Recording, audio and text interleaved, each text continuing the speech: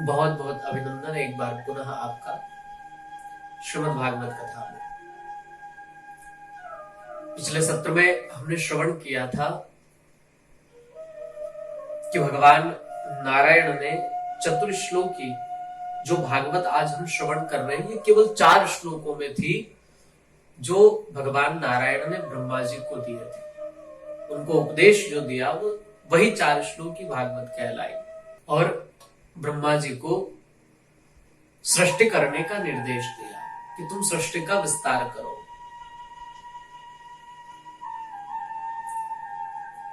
ब्रह्मा जी ने 100 दिव्य वर्षों तक तपस्या की। उसके उपरांत सृष्टि का विस्तार करना आरंभ किया।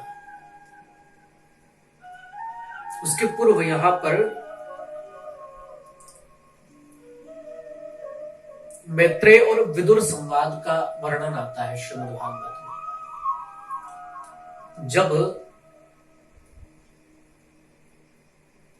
भगवान हस्तिनापुर पहुंचे, अर्जुन का शांति संदेश लेकर, भगवान अर्जुन के शांति दूत बनकर, पांडवों के शांति दूत बनकर के जब हस्तिनापुर पहुंचे तो दुर्योधन ने भगवान का बड़ा स्वागत किया, सत्कार किया। इतना स्वागत किया कि ऐसा हस्तिनापुर आज तक कभी सजा ही नहीं था।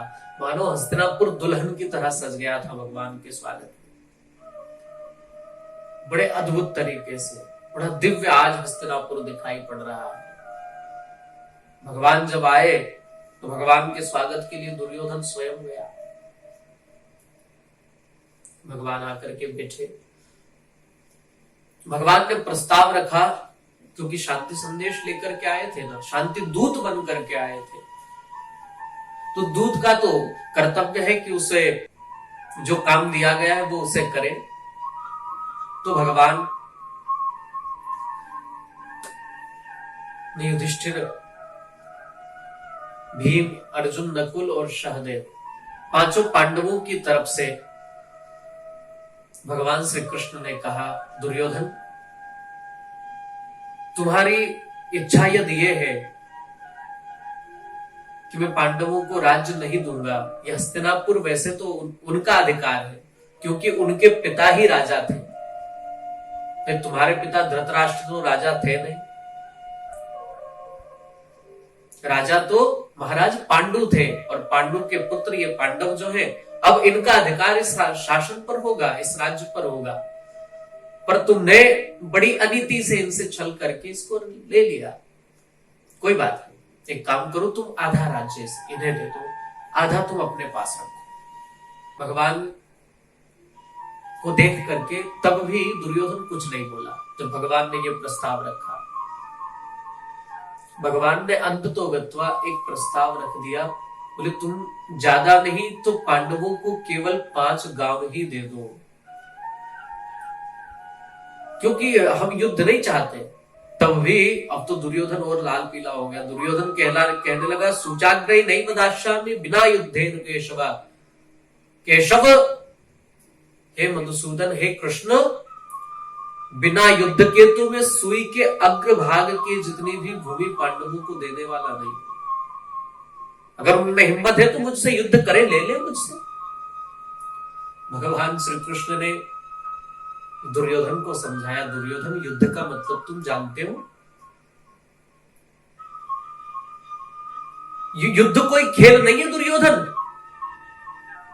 जब युद्ध होता है तो न जाने कितनी स्त्रियां विधवा हो जाती हैं, न जाने कितनी माओं की कोख उजड़ जाती है, कितने बच्चों के माथे से पिता का साया हट जाता है।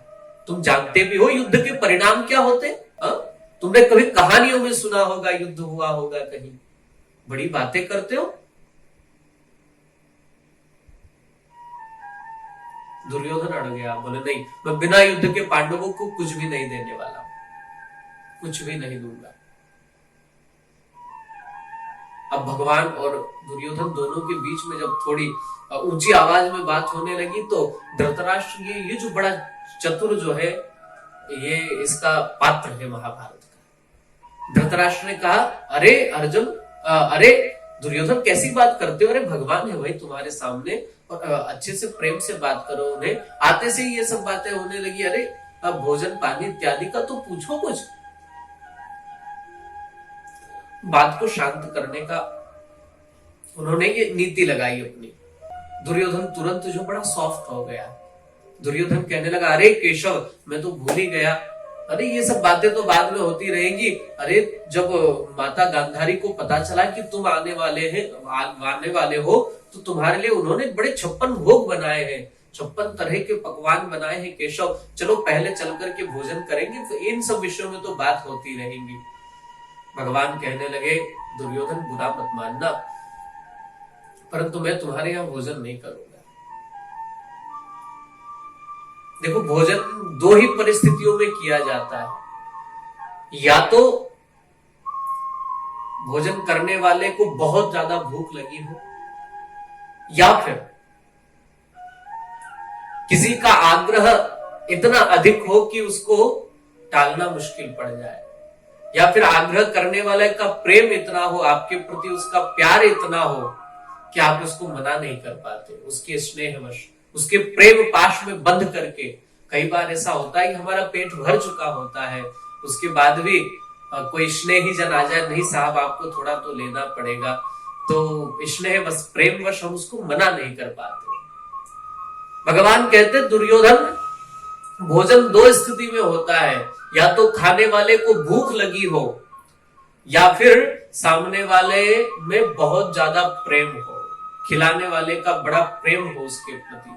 दो स्थिति में व्यक्ति खाता है, और यहां तो दोनों स्थिति नहीं है। न तो मुझे भूख लगी है तुम्हारे पकवानों को देख करके, और न ही तुम्हारे मन में मेरे प्रति कोई प्रेम है। और जब ये दोनों स्थिति नहीं है, तो भोजन तो मैं तुम्हारे यहां नहीं करूंगा। और फिर तुम्हारे यहां भोजन करने की बात तो खड़ी नहीं होती, क्योंकि मुझे तो पहले ही पत्र मिल चुका है विदुर काका का कि जब भी आप द्वारिका आए तो सबसे पहले भोजन मेरे यहाँ करेंगे। तो मेरा तो न्योता वैसे ही विदुर काका के यहाँ है, मैं तुम्हारे यहाँ भोजन नहीं कर पाऊंगा दुर्योधन, मुझे माफ करना। दुर्योधन मन ही मन मुस्कुरा करके कहने लगा, अरे आपको पता नहीं है, उस दासी पुत्र को तो मैंने कब से भगा दिया है, घर से उसको भगा दिया है। दुर्योधन अपने अभिमान वश साक्षात धर्म रूप विदुर जी को इसने अपने राज्य से अलग कर दिया। घटना उस दिन की है जब श्री विदुर जी महाराज एकांत में धृतराष्ट्र को समझा रहे थे, क्योंकि युद्ध की ही चर्चा होती रहती थी दिन भर, और विदुर जी नहीं चाहते थे, और कोई भी जो अच्छा सोचता हो, जो सज्जन इंसान हो, वो कभी युद्ध, वो कभी लड़ाई नहीं चाहता। एक बार एकांत पा करके विदुर जी महाराज धृतराष्ट्र के पास पहुंचे और जाकर के कहने लगे, महाराज बुरा मत मानना, परंतु आपका जो ये बेटा है ना दुर्योधन, जो युद्ध चिल्ला रहा है, ये मूर्तिमान कलयुग है, ये साक्षात कलयुग है, ये आपका नाश करवा के मानेगा एक दिन। मैं तो मंत्री हूं, अगर मैं भी प्रिय बोलने लगूंगा, मैं भी मुंह देखी ठकुर सुहाती करने लगूंगा, जिस दिन मंत्री सचिव वेद गुरु तीन ही जो प्रिय बोले भय आस। सचिव अर्थात मंत्री, वेद और गुरु, अगर ये सामने वाले का मुंह देखकर उसके हिसाब से, उसकी रुचि के हिसाब से बात करने लगेंगे ना, तो ऐसे व्यक्ति का पतन होना निश्चित है। अगर मंत्री राजा को स्वार्थवश सलाह देने लगे कि राजा को अच्छा लगे बस वही सलाह दे, तो ऐसा राजा एक दिन नष्ट हो जाता है। वैद्य मरीज को वही दवा दे जो उसे अच्छी लगे। भाई वैद्य तो कड़वी दवा भी देता है, दवाइयां अक्सर कड़वी ही होती, परंतु वो वैसी ही दवाई दे जो मरीज को अच्छी लगे, तो एक दिन वो मरीज मर जाएगा। ऐसी दवाइयां देने की अपेक्षा जो उसे ठीक करे वैसी न दे करके वो दवाइयां दे जो उसे अच्छी लगे, तो ऐसा मरीज एक दिन मर जाएगा। और गुरु यदि चेले को उसकी रुचिकर चीजें उसे देने लगे, उसे रुचिकर उपदेश देने लगे, जो उसे अच्छा लगता हो, तो ऐसा चेला भी एक दिन नष्ट हो जाता है। धृतराष्ट्र से कहते हैं विदुर जी महाराज, मैं तो सचिव हूं महाराज, मंत्री हूं आपका, इसलिए आपसे सही बात कह रहा हूं, आप इस दुर्योधन को अपने राज्य से निकाल दीजिए, ये एक दिन संपूर्ण नष्ट कर देगा, और ये तो खुद मरेगा, न जाने कितने लोगों को युद्ध में ये मरवाएगा। इसलिए महाराज, जब शरीर का कोई एक अंग खराब हो जाए ना, और जिसके सुधरने की कोई आशा न हो, मान लीजिए आपकी उंगली में कोई ऐसा रोग लग गया है जिसके सुधरने की कोई आशा नहीं है, और दिन पर दिन वो बढ़ रहा है, वो उंगली से हाथ पर भी आ सकता है, हाथ से ऊपर की ओर बढ़ सकता है, और धीरे धीरे वो पूरे शरीर में फैल सकता है, तो भलाई इसी में है कि उस उंगली को कटवा दिया जाए। महाराज, आप अपनी भलाई चाहते हैं तो इस दुष्ट को राज्य से निकाल दीजिए, इसी में आपकी भलाई है।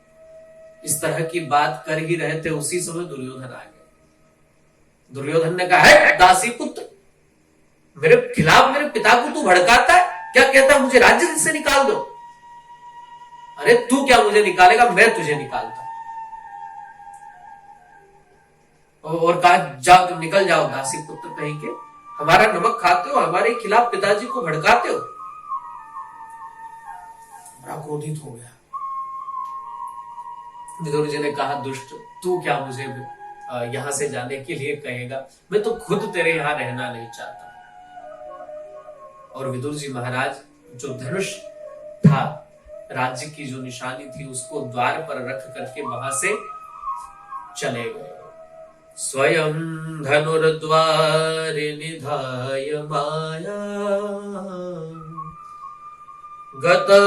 गतव्यथोया दुर्मानयानाम। स्वयं धनुर्द्वार निधाय माया, धनुष को रख करके विदुर जी महाराज वहां से जाकर के एक कदली वन में रहने लगे पत्नी के साथ। विदुर जी ने कहा, जहां धर्म नहीं हो वहां मैं कैसे रह सकता हूं। और भागवत में श्री सुखदेव जी इशारा करते हैं कि जिस दिन से विदुर जी महाराज कौरवों को छोड़कर गए, उस दिन से मानो धर्म ही साक्षात कौरवों को छोड़ गया, और जहां धर्म नहीं होता उसकी कोई रक्षा नहीं कर सकता। आपको विदित होगा, जब तक लंका में विभीषण था तब तक लंका सुरक्षित थी, तब तक राक्षसों के प्राण बचे हुए थे। परंतु जिस दिन से विभीषण जी आए, लंका में विभीषण धर्म के रूप में विद्यमान थे, और यहां कौरवों में, हस्तिनापुर में विदुर जी महाराज धर्म के रूप में विद्यमान। स्वामी तुलसीदास जी संकेत करते हैं रामचरितमानस में, अस कहीं चला विभीषण जब ही आयुहीन भये संतन। जैसे ही विभीषण जी लंका से उन्होंने राम जी के दर्शन के लिए प्रस्थान किया, उसी दिन से जितने निशाचर थे, जितने राक्षस थे रावण सहित, सब के सब आयुहीन हो गए, उनकी आयु नष्ट हो गई। वैसा ही आज हुआ। सनिर्गतः कौरव पुण्य लब्धः, जैसे ही विदुर जी महाराज द्वार से बाहर निकले हैं, और कौरव जो है वो पुण्य लब्ध हो गए, वो पुण्य रहित हो गए। और जिनका पुण्य नष्ट हो जाता है वो एक दिन नष्ट हो ही जाते हैं, इसमें कोई संदेह नहीं। देखो, कौरव और पांडव दोनों में धर्म था। कौरवों में धर्म विदुर जी के रूप में था, और पांडवों में धर्म युधिष्ठिर के रूप में था। किसी ने कहा, भाई जब दोनों तरफ धर्म था तो एक की हार क्यों हुई और एक की जीत क्यों हुई? क्या धर्म से हार गया? ऐसा क्यों हुआ? बोले देखो, धर्म तो दोनों में था, परंतु एक में जो है धर्म की किसी ने सुनी नहीं, और दूसरे पक्ष ने धर्म की कभी टाली नहीं। पांडव पक्ष में वही होता था जो युधिष्ठिर जी कह देते थे, युधिष्ठिर ने जो कह दिया वो हो जाता। और कौरव पक्ष में जो विदुर जी ने कहा वो कभी नहीं हुआ। तो जब तक हम धर्म की सुनेंगे नहीं, तब तक धर्म हमारी रक्षा करने वाला नहीं है। धर्मो रक्षति रक्षित, हम धर्म की रक्षा करेंगे तो धर्म हमारी रक्षा करेगा। यहां कौरवों ने धर्म की रक्षा तो नहीं की, अपितु धर्म को और बाहर कर दिया आपने। यहां से धर्म निरपेक्ष हो गए, और जो धर्म निरपेक्ष हो जाता है फिर धर्म उसकी रक्षा नहीं करता। इसलिए कौरव जो है वो हार गए, और पांडवों ने धर्म की रक्षा की, धर्म की बात को माना, तो पांडवों को विजयश्री मिली, पांडव जीत गए। तो वही विदुर जी जब जाकर के कदली वन में रहने लगे अपनी पत्नी के साथ में, केले के एक बगीचे में, और आज जब भगवान के द्वारा श्री विदुर जी महाराज ने सुना कि मैंने तो भगवान को कभी संदेशा पहुंचाया नहीं, मैंने तो कभी कहा नहीं कि आप मेरे यहाँ भोजन करें, परंतु फिर भी परमात्मा ने मुझे सौभाग्य दिया। भगवान स्वयं कह रहे कि मेरा तो निमंत्रण विदुर काका के यहाँ है।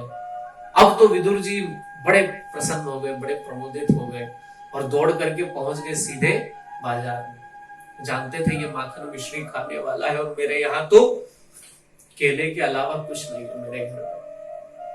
इतना अकिंचन जीवन था। अब इधर भगवान जो है दुर्योधन के सकल मेवों को त्याग करके, उसके 56 भोग को त्याग करके भगवान पहुंचे हैं विदुर जी के घर। तो बड़ा बड़ा अद्भुत ये प्रसंग है। विदुर जी के घर जब पहुंचे तो विदुरानी जो है वो स्नान कर रही थी। भगवान ने दरवाजा खटखटाया, आवाज लगाई, काकी काकी द्वार खोलो, द्वार खोलो। विदुरानी के कानों में जैसे ही कृष्ण की वो स्नेहमयी प्रेममयी वाणी जब गई, अपनी देह का भान भूल गई।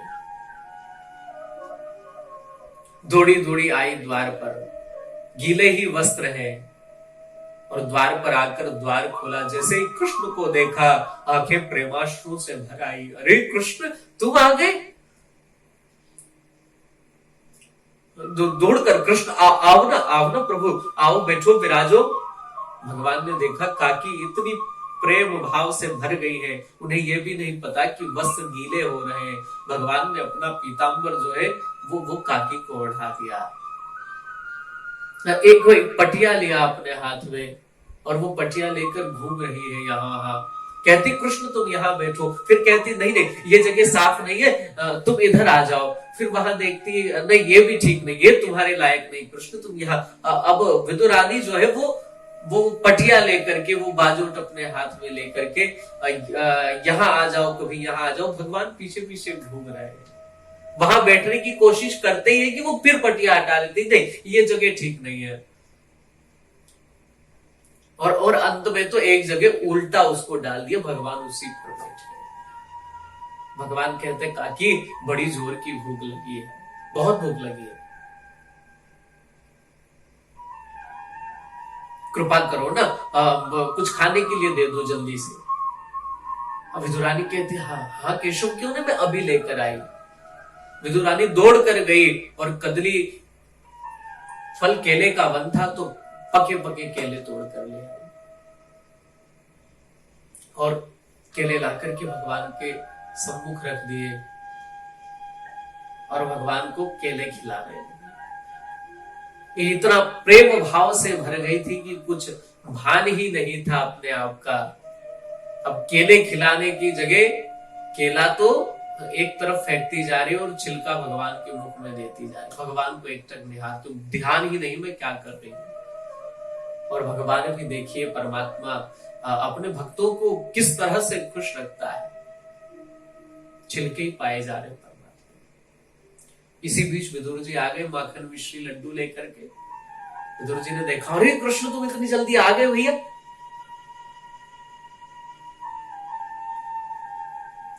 विदुर जी महाराज की दृष्टि पड़ी, केले तो एक तरफ पड़े, छिलके गायब है। देखा तो क्या विदुरानी छिलके खिला रही हो भगवान को? विदुर जी ने कहा, अरे भाग्यवान, ये क्या कर रही हो तुम? अरे भगवान को छिलके खिला रही हो बावली, अरे पागल हो गई हो क्या? तब जाकर बोध हुआ, अरे मैं इतनी देर से भगवान को छिलके खिला रही थी और भगवान भी पाए जा रहे थे। एक बार फिर भगवान की करुणा, भगवान की कृपा का बोध हुआ। परमात्मा कितना दयालु है, मैं छिलके खिला रही, वो खाए जा रहा है। और भगवान तो भाव का भूखा है साहब, भाव से छिलका भी खिलाया तो परमात्मा ने खा लिया। हम भाव से उन्हें जो समर्पित करें वो परमात्मा। किन किन भक्तों के चरित्र हमारे सामने उदाहरण है। कर्माबाई खिचड़ा खिलाती थी भगवान को और दातुन करते करते उसी दातुन से उसको हिला देती थी जब बनता था, फिर भी परमात्मा प्यार से बड़े प्रेम से भोग लगाता था। क्या नहीं किया उसने प्रेम के वशा करके। अगर सच्चा प्रेम कहीं संसार में दिखाई पड़ता है तो वो केवल ईश्वर है। वो जब प्रेम करता है साहब तो कभी धोखा नहीं देता, कभी धोखा नहीं देता। आसानी से वो अपनाता नहीं है, पर जब वो अपना लेता तो फिर कभी आपका हाथ छोड़ता नहीं है। इसलिए यदि प्रेम करना है तो मेरे प्रभु से प्रेम कीजिए, उस ईश्वर से प्रेम करिए। वो आपको कभी नहीं छोड़ेगा। एक बार उसने बाह पकड़ ली, एक बार हाथ पकड़ लिया तो वो लक्ष्य तक पहुंचा, वो अपने आप में मिला लेगा। वो आपको प्रेम स्वरूप बना करके अपने हृदय में बिठा लेगा साहब। परमात्मा का बड़ा अद्भुत भाव। विदुर जी ने कहा, अरे बावरी ये सब क्या कर रही हो तुम, चलो हटाओ यहां से। और विदुर जी एक थाली में सजा करके माखन मिश्री लड्डू लेकर आए। अरे केशव तुम ये पाओ। भगवान ने माखन मिश्री देखकर परमात्मा को एक बार तो पुनः मां यशोदा की याद आई। अपने आप को संभाल कर भगवान ने वो लड्डू लिया, लड्डू को खाया। विदुर जी पूछते, केशव कैसा लगा तुम्हें ये? विदुर जी कहते, काका माफ करना, परंतु जो स्वाद काकी के छिलकों में आ रहा था ना, वो स्वाद इनमें नहीं। विदुर जी भगवान के चरणों में गिर पड़े, लेट गए। प्रभु आपकी महिमा अपरंपार है, क्या कहे। बारंबार प्रणाम किया, बारंबार। परमात्मा का दर्शन करके ध्रुव जी आज धन्य हुए। भगवान तो चले गए, ध्रुव जी ने भी वहां रहना उचित नहीं समझा। ध्रुव जी महाराज भी तीर्थ यात्रा पर निकल गए और इनकी तीर्थ यात्रा में जाने के बाद हस्तिनापुर में क्या घटना घटी और किस तरह श्री विदुर जी महाराज ने भगवान की कृपा पाई, क्योंकि यहाँ भगवान ने विदुर जी की सेवा ली है, विदुर जी को अभी कुछ दिया नहीं है। और भगवान जब भी किसी से कुछ लेते हैं तो दिए बिना नहीं छोड़ते, वो अवश्य देते हैं। तो भगवान ने विदुर जी को क्या दिया है, इसकी चर्चा हम लोग अगले सत्र में करेंगे। तब तक आप सभी को सादर जय श्री कृष्ण। स्वयं भी सुने हरि चर्चा, औरों को भी सुनाए, आगे भी लोगों तक भेजे। इसी के साथ सादर जय श्री कृष्ण।